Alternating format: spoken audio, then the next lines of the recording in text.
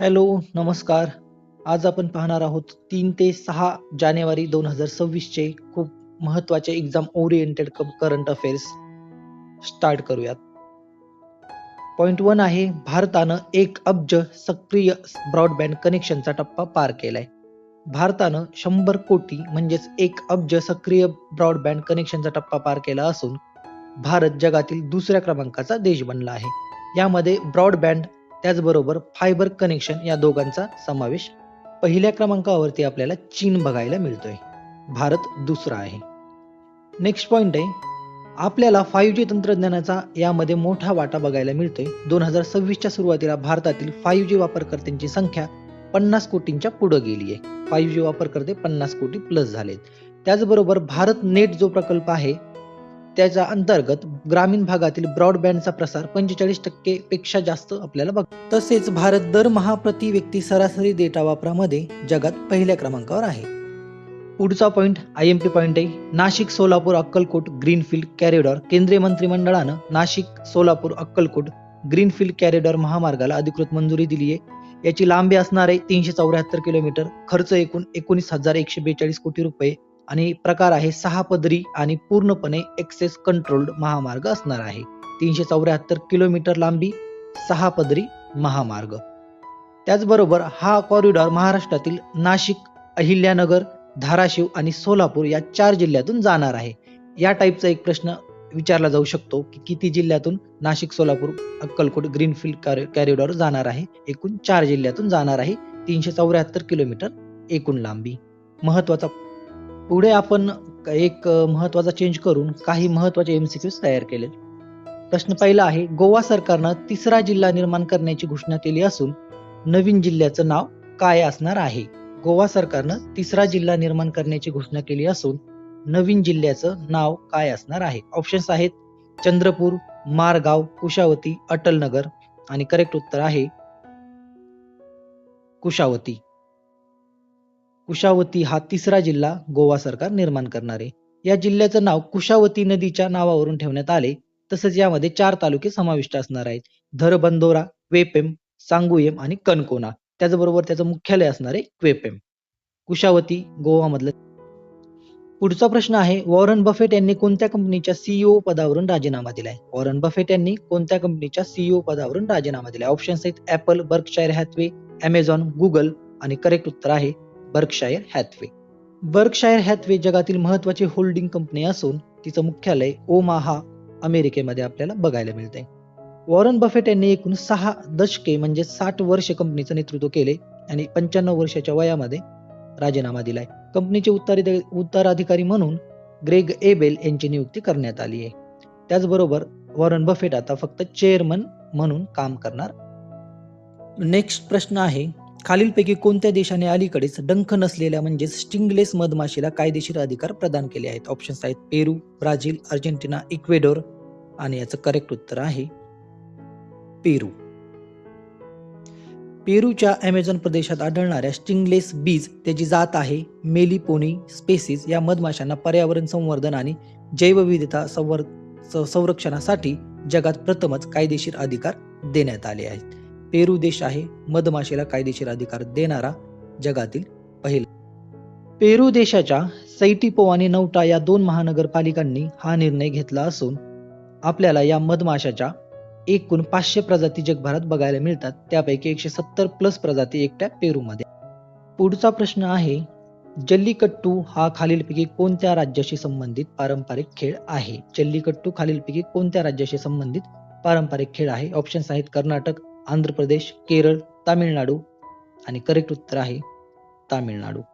जल्लीकट्टू तामिळनाडूच्या पोंगल सणाशी संबंधित पारंपरिक खेळ आहे. 2023 साली सुप्रीम कोर्टानं राज्यांनी पारंपरिक जल्लीकट्टू सुरू करणाऱ्या कायद्यांची वैधता कायम ठेवली होती. महत्वाचा पॉइंट आहे.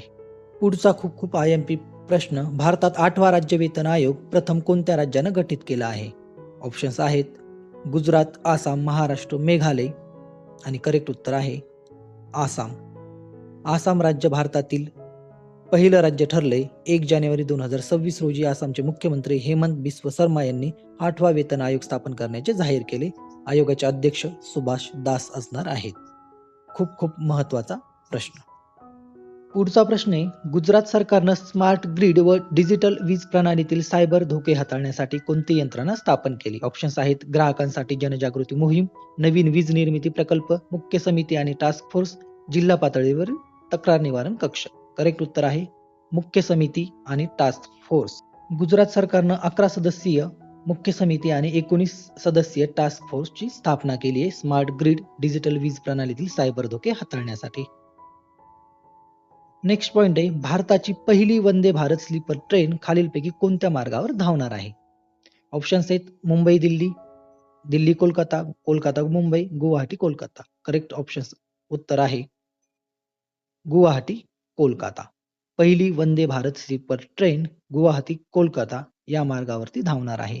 भारताची पहिली sleeper version Vande Bharat train आहे जी रात्रीच्या लांब पल्ल्याच्या प्रवासासाठी डिझाईन केली आहे. उद्दिष्ट असणारे प्रवाशांना जलद, आरामदायी, आधुनिक रेल्वे प्रवास देणे. ही ट्रेन गुवाहाटी ते हावडा म्हणजेच कोलकाता या मार्गावर पहिल्यांदा चालवली जाणार आहे. डिझाईन स्पीड आहे 160 ते 180 किलोमीटर. पुढचा प्रश्न आहे, प्रत्येक वर्षी 3 जानेवारी हा दिवस आंतरराष्ट्रीय स्तरावरती कोणता दिवस म्हणून साजरा केला जातो? ऑप्शन्स आहेत आंतरराष्ट्रीय युवा समन्वय दिन, आंतरराष्ट्रीय मन शरीर आरोग्य दिन, आंतरराष्ट्रीय क्रीडा तंदुरुस्ती दिन आणि जागतिक मानसिक जागरूकता दिवस. आणि करेक्ट उत्तर आहे आंतरराष्ट्रीय मन शरीर आरोग्य दिन. प्रत्येक वर्षी 3 जानेवारी साजरा केला जातो आंतरराष्ट्रीय मन शरीर आरोग्य दिन. पुढचा प्रश्न आहे, चालू वर्षी 3 जानेवारी रोजी सावित्रीबाई फुले यांची कितवी जयंती साजरी करण्यात आली? ऑप्शन्स आहेत 193वी, 194वी, 195वी, 196वी. आणि करेक्ट उत्तर आहे 195. सावित्रीबाईंचा जन्म 3 जानेवारी 1831 सातारा नायगाव या ठिकाणी झाला होता. त्याचबरोबर 12व्या वर्षी ज्योतिराव फुले यांच्याशी त्यांचा विवाह झाला होता. सावित्रीबाई आणि ज्योतिराव फुले यांनी मिळून 1848 मध्ये पुण्यात पहिली कन्या शाळा सुरू केली आणि भारतातील पहिली महिला शिक्षिका म्हणून सावित्रीबाईंचा गौरव करण्यात येतो. विधवा, दलित, वंचित मुलांच्या शिक्षणासाठी त्यांनी कार्य केलं. बालहत्या प्रतिबंधक ग्रह स्थापन केले. त्यामुळे महाराष्ट्रात 3 जानेवारी बालिका दिन म्हणून साजरा केला जातो. पुढचा प्रश्न आहे, राष्ट्रीय व्याघ्र संरक्षण प्राधिकरण NTCA द्वारे प्रकाशित अलीकडील अहवालानुसार 2025 मध्ये एकूण किती वाघांचा मृत्यू नोंदवला गेला आहे? ऑप्शन्स आहेत 200, 500, 166 आणि 148. आणि करेक्ट उत्तर आहे 166. 166 वाघ मृत्यू 2025 मध्ये नोंदवले गेलेत. गेल्या वर्षीपेक्षा म्हणजेच 126 होते, त्यापेक्षा 40% वाढ आपल्याला बघायला मिळते. मध्य प्रदेशात सर्वाधिक वाघ मृत्यू झालेत 55. त्यानंतर दुसऱ्या क्रमांकावर महाराष्ट्र आहे 38 वाघ मृत्यू. मृत्यूसाठी मुख्य कारण क्षेत्रीय संघर्ष, नैसर्गिक कारण, मानवी वन्यजीव संघर्ष. एकूण जे मृत्यू झाले त्यामध्ये टायगर रिझर्वच्या बाहेर बरेचसे मृत्यू झाले आहेत. नेक्स्ट प्रश्न आहे, जानेवारी 2026 मध्ये तुर्कमेनिस्ताननं क्रिप्टोकरन्सी संबंधी काय निर्णय घेतला? ऑप्शन्स आहेत पूर्णपणे बंद, फक्त ICO परवानगी, क्रिप्टो मायनिंग व एक्सचेंज कायदेशीर केले आणि क्रिप्टोला कायदेशीर चलन म्हणून मान्यता. आणि करेक्ट उत्तर आहे क्रिप्टो मायनिंग व एक्सचेंज कायदेशीर केलं आहे. तुर्कमेनिस्ताननं नवीन कायदा आणला 1 जानेवारी 2026 पासून. क्रिप्टोकरन्सी आणि मायनिंग आणि एक्सचेंजेसला सरकारनं मान्यता दिली, ज्याचा उद्देश विदेशी गुंतवणूक आकर्षित करणे आणि आर्थिक विविधता वाढवणं आहे. पुढचा प्रश्न आहे, डेझर्ट सायक्लोन 2 युद्ध सराव कोणत्या देशांमध्ये आयोजित झाला? ऑप्शन्स आहेत Bharat America, Bharat UAE, Bharat Canada, भारत चीन. डेझर्ट सायक्लोन 2 युद्ध सराव भारत आणि UAE मध्ये आयोजित करण्यात आला डिसेंबर 2025 मध्ये. डिसेंबर 2025 अबू धाबी UAE मध्ये आयोजित करण्यात आला. आवृत्ती दुसरी होती आणि कालावधी होता 18 ते 30 डिसेंबर 2025. डेझर्ट सायक्लोन 2 युद्ध सराव भारत UAEचा संयुक्त लष्करी युद्ध सराव आहे. पुढचा प्रश्न आहे, राष्ट्रीय पक्षी दिवस कधी साजरा केला जातो? राष्ट्रीय पक्षी दिवस कधी साजरा केला जातो? ऑप्शन्स आहेत 12 जानेवारी, 5 जानेवारी, 10 डिसेंबर, 15 फेब्रुवारी. करेक्ट उत्तर आहे 5 जानेवारी. राष्ट्रीय पक्षी दिवस हा 5 जानेवारी रोजी आयोजित केला जातो प्रत्येक वर्षी, ज्याचा उद्देश आहे पक्षी संरक्षण, नैसर्गिक अधिवास आणि संवर्धनाबाबत जनजागृती करणं. 1963 साली मोराला भारताचा राष्ट्रीय पक्षी म्हणून मान्यता देण्यात आली आहे. 1972च्या वन्यजीव संरक्षण कायद्याअंतर्गत मोराला संरक्षित प्राण्याचा दर्जा पण देण्यात आलेला आहे. तुमच्यासाठी फायनल ब्रेन बूस्टर, भारताचे बर्डमॅन म्हणून कोणत्या प्रसिद्ध पक्षी तज्ञाला ओळखलं जातं? भारताचे बर्डमॅन म्हणून कोणत्या प्रसिद्ध पक्षी तज्ञाला ओळखलं जातं? ऑप्शन्स आहेत KS Walawalkar, R Chaudhary, doctor Salim Ali, MS Swaminathan.